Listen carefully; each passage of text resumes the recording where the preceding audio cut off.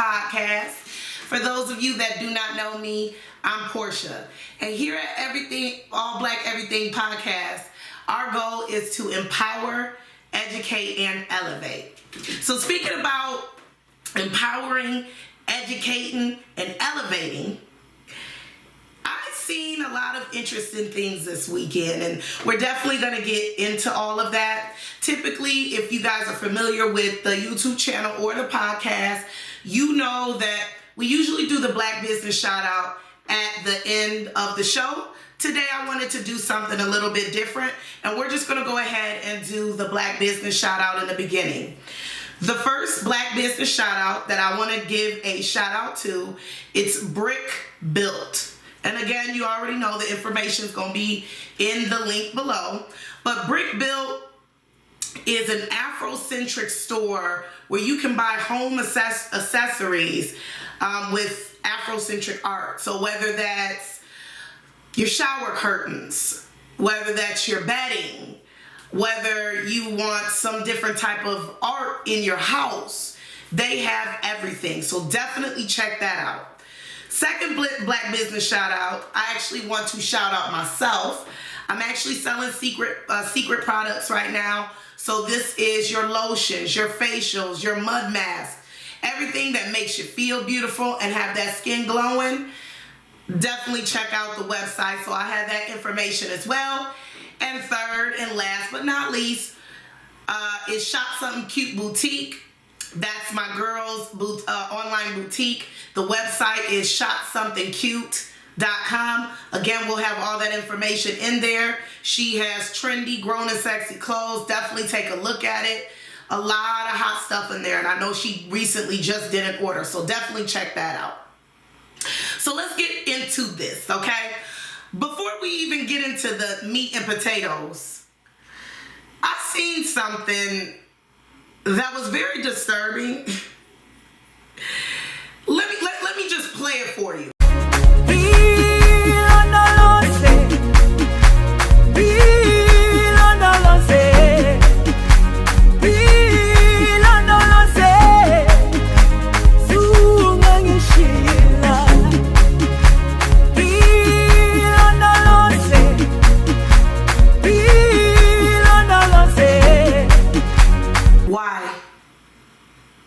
Why? How, Sway? How? What's crazy to me is for Black people to be the most, it seems like almost the most hated race almost in the world.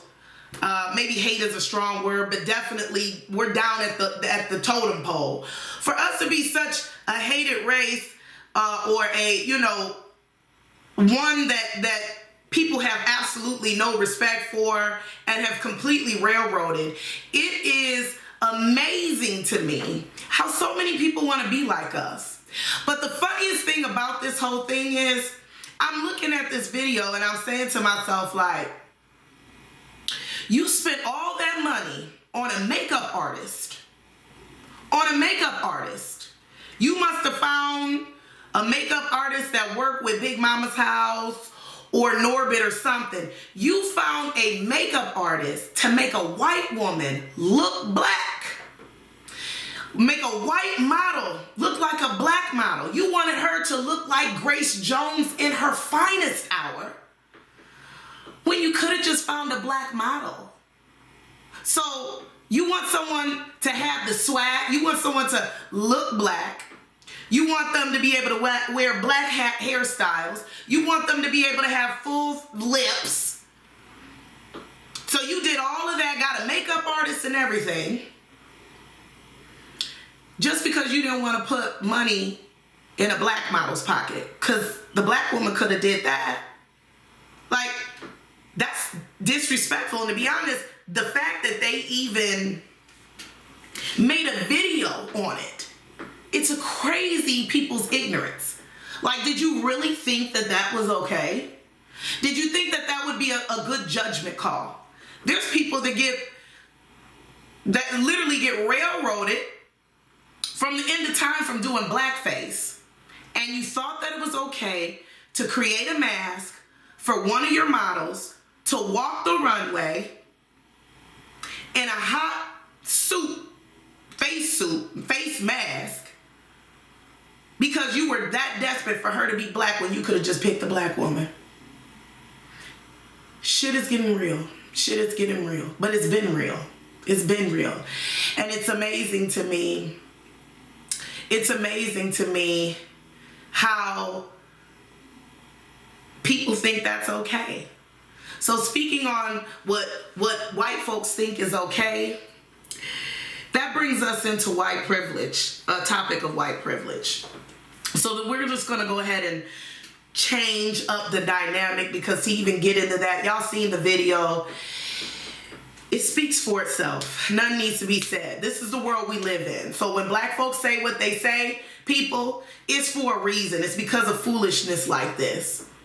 Oh, black people, man, nothing. I mean, all of that. Oh, you guys are, nothing's going on. Racism doesn't exist. That video spoke for itself. So let's go ahead and change the direction here. So I had the opportunity to watch this documentary on Netflix. And it was about the college scandal within the white privilege and the wealthy. I must say, it's crazy how people have, when it comes to like white collar crime and how white folks maneuver in this world, it's crazy to me how they feel like they're not even worried about it. It's kind of almost like that situation when you had those people, those white folks, bust into the Capitol and actually put their face in the camera and took selfies because they just absolutely knew nothing was going to happen to them, which really nothing did happen to them in my eyes. They ain't going to get nothing but a couple month term, as far as jail sentence or whatever. But it was just like that. Like, these parents had absolutely no care in the world, but not only not no care in the world, I don't believe that they really believed what they were doing was wrong. Like, I mean, I believe they knew it was borderline unethical, but as far as the extent that it did, absolutely not. They felt like their money and their white privilege, they were owed that almost. So just to recap, there's this college coach. His name is Rick Singer. And so his job was to help high school students prep for the ACTs, get them ready for college, and all of that different type of stuff. I guess he realized during his journey that the wealthy they were paying, and they probably still are, but they were paying $20 to $30 million, donating it to these prestigious schools, the Stanfords, USC, Yale, Harvard, those upscale colleges. They were paying $20 to $30 million or donating it to try to influence their child's acceptance into that specific college. So what Rick Singer thought he was going to go ahead and do is he said, hey, instead of paying those colleges $20 and $30 million, you can pay me $500,000 opposed to paying $20 million or $30 million. Just go ahead and pay me $500,000. So they paid him, the parents would pay them $500,000 and around that ballpark. And he was going as far as having these parents take a picture of their kids with actual Speedo gear in the pools, take a picture of them rowing, on that little exercise rowing machine. And what he would actually do is he would Photoshop those pictures. He would send them to the recruits that he had relationships with at these prestigious colleges.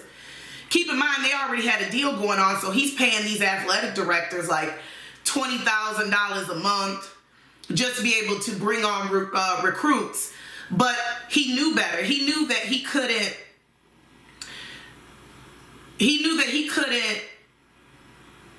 do athletic recruits as it related to like NBA or NFL. I'm not NBA, NFL, I'm so slow. Excuse me. Basketball or football or, something that was, I guess, a little bit more popular. He was actually trying to get these students in to, sports that were below the radar. Like, I realized by watching this documentary, they actually have a program at Stanford where people are on an athletic scholarship, or not even just a scholarship, but in an athletic program to do sailboating. So it was things like that, sailboating.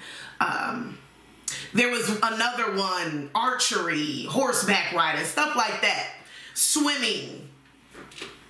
So he would literally Photoshop these pictures up that the parents would give him, and he would get these students in on a athletic recruit.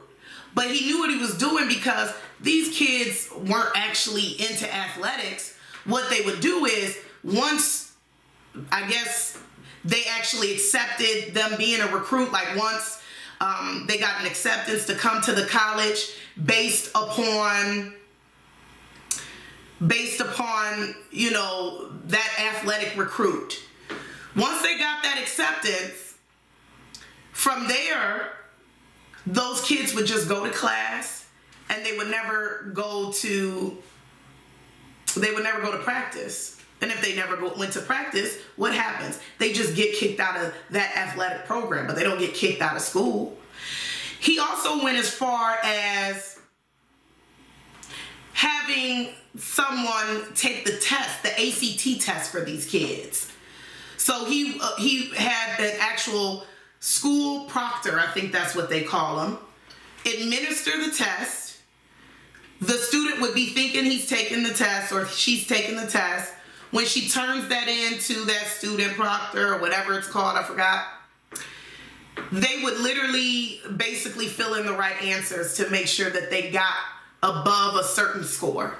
So they were doing everything. So FBI tapped his phones. They have conversations. This man is making money off of these parents. These parents are willing to do anything to get their kids into school. So fast forward, now, they had the whole indictment. Rick Singer is still on trial. There's a lot of parents like Lori Loughlin, aka Auntie Becky off of Full House. Her and her husband, they were one that really was really publicized in the media. I think she just got out of jail, but she only had to do like 2 months, And honestly, all those parents, like if you look at the sentences, all of those parents, I didn't see anything over 5 months. The athletic directors, I didn't see any sentences for them, but they're not, like, let's be real. They're not going to get no hardened crime. There was one guy that just got house arrest and already got a job now. But the biggest thing that I got out of this documentary, yes, what the parents did was, messed up. Yes, Rick Singer, the whole situation, as far as amongst the counselors and the parents and the students, the whole situation is messed up.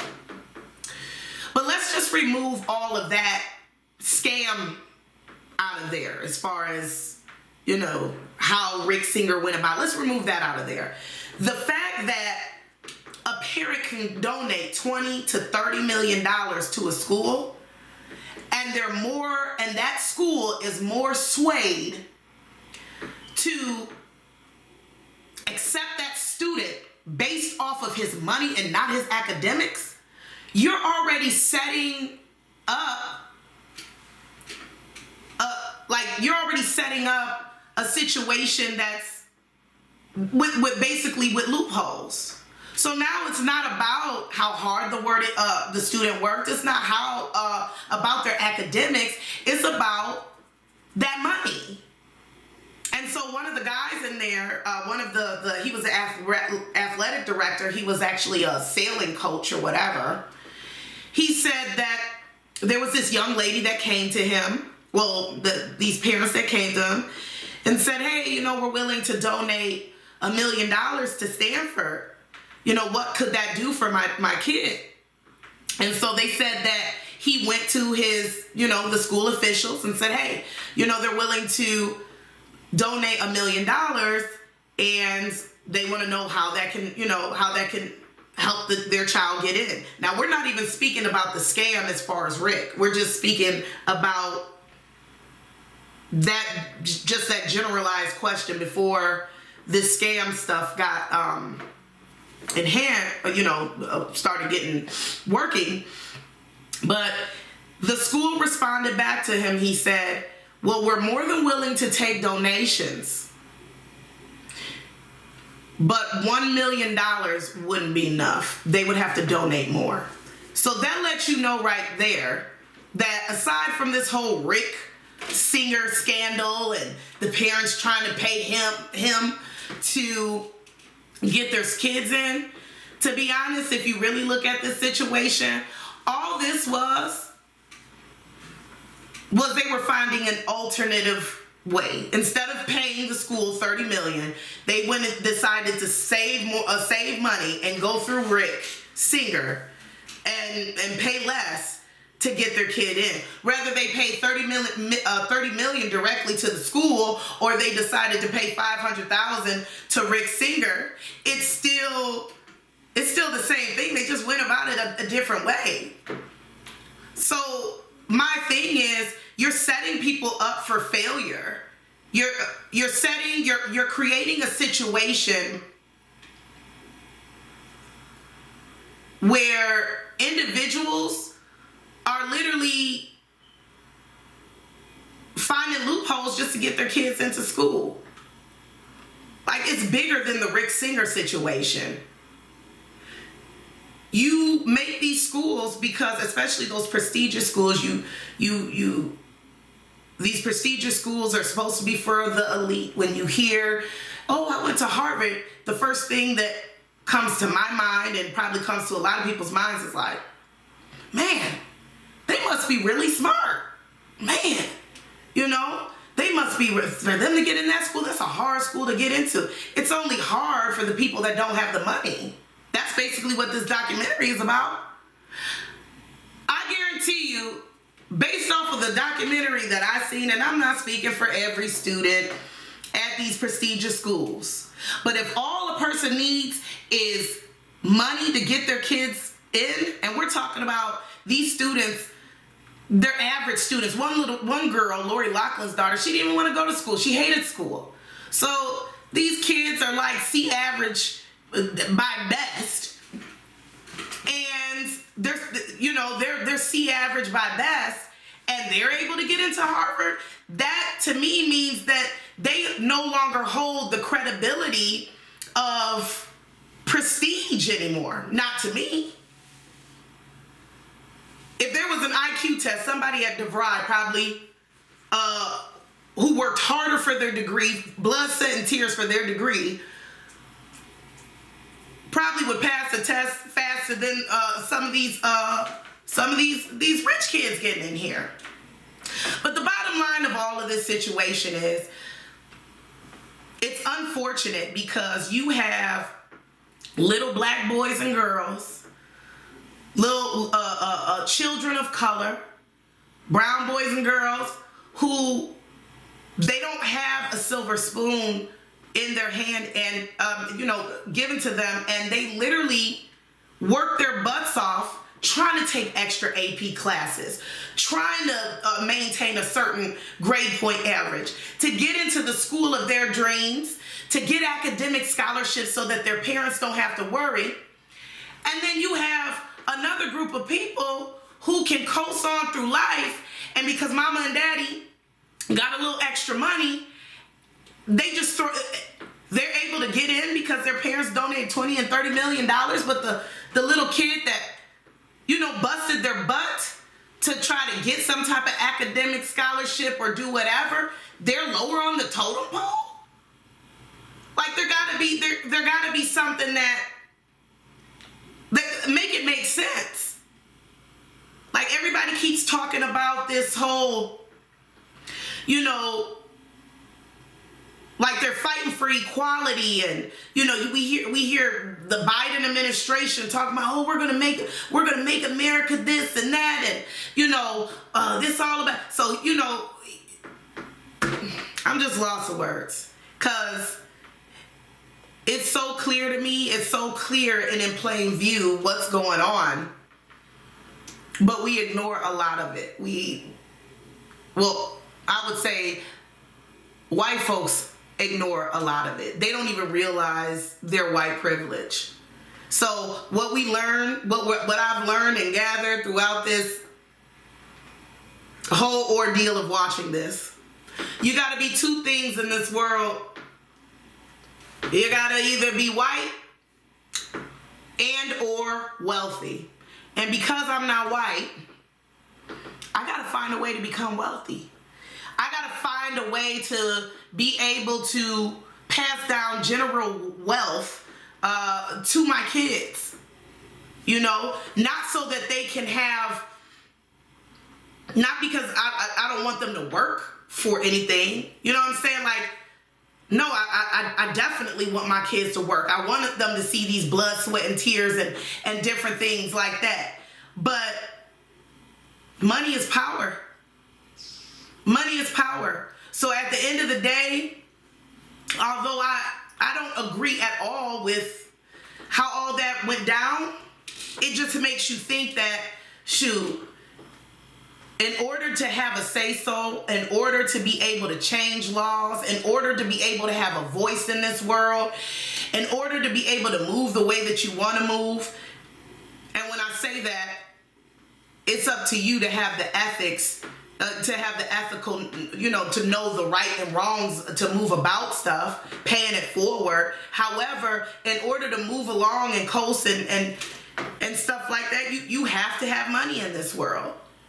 And then what's crazy to me is all of those people that they showed, we're talking about a 5-month sentence.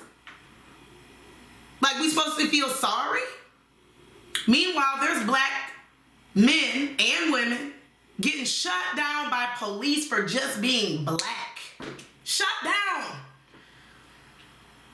And then we have white collar crime over here. I don't even want to call it white collar crime. Crime is crime at the end of the day. You got that crime going on. They getting a 5-month sentence for actually doing something wrong. And you got the George Floyds of the world, the Breonna Taylors of the world, the Trayvon Martins of the world. I mean, I can name them over and over and over again that absolutely did nothing but wear the skin that they were in, and their life is over.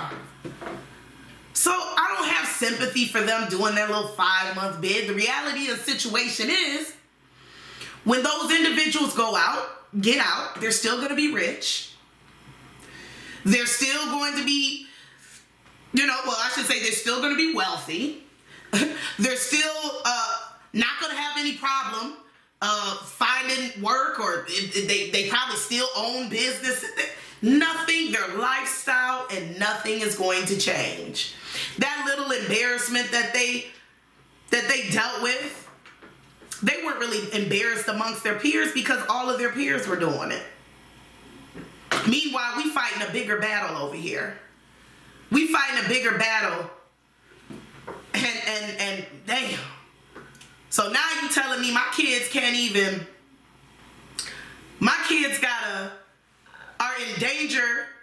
Their life is in danger because they're black. And now we talking about for the ones that live and want to go to college, they gotta be up against kids that are probably barely even making the grade. But because mommy and daddy got money, they still get a leg up above the rest. So let me say something for all you white privileged people out there, real talk. Instead of taking advantage of your privilege, why don't you use your privilege for good? Why don't you use all that excess money that you don't know what to do with, and why don't you actually use it for some type of good? College programs for inner city. See, we don't want to talk about that. Or giving back to a community, you know, that is not in the best financial state as you are. You paying it forward, utilizing your privilege for good. That's what you should be doing. That's what you should be doing. But at the end of the day, this is the world we live in. And like, real talk, you know, I know, and I'm also guilty of this as well. A lot of times we talk about how wrong we were done. We talk about the history of our people. We can bring up Willie Lynch manuscripts. We can talk about that it wasn't that long ago. We can talk about Black Wall. We can talk about all these things. And although all those things are true, and you definitely want to educate your children, one thing I could say about this current generation that we live in compared to when I was younger, we are some woke individuals. There's no question about any of the things that we speak about. There's no question about our excellence. Hell, we see that because we got white women actually dressing up as Grace Jones. So there's no question about our excellence whatsoever. No question. But it's time for us to stop waiting for somebody to give us, you know, a few dollars and a mule, and we have to have control over our lives. And this goes for me as well. When I first started this podcast, I said we are on this growth journey together. I'm not trying to act like I have the answers to this. I am a single mother of 3 kids. I live paycheck to paycheck a lot of the times. But my sole purpose, literally, in this life is to be able to provide for my children and also give them opportunities that I know is not just given to them. Like, you know, be able to help them and assist them in those type of opportunities. So I'm not trying to say that I have the answers for everything at all. Not one bit. I don't want to be that person. I just feel like this is a platform where we can share ideas and talk about the effect, we'll talk about the growth effects, is what I wanted to say, as well as the growth within the Black community. This is supposed to be our safe space to be able to talk about certain topics so that we can change the narrative, because we can't wait for nobody to change the narrative for us. We have to do it for ourselves. And it's not going to be easy. It's not. It's been taking me a long time just to get my business off the ground. Being a woman trying to do this house flipping and real estate stuff by myself, it's not as easy as I thought. However, it's not impossible either. So just think about all of that. And think about your children. Think about that. We need to be able to provide general wealth, pass that on to our kids. Because you see what's going on you see what's going on in white America. You see it. It's cutthroat city. They didn't care about the degree. The degree was only the purse for them. It was only the status for them. Because them kids didn't even halfway want to go to school. So we have to be in control of ourselves, our children, and our babies.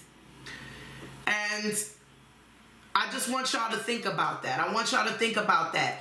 But before I let you guys go, you know I love y'all. Thank y'all for returning.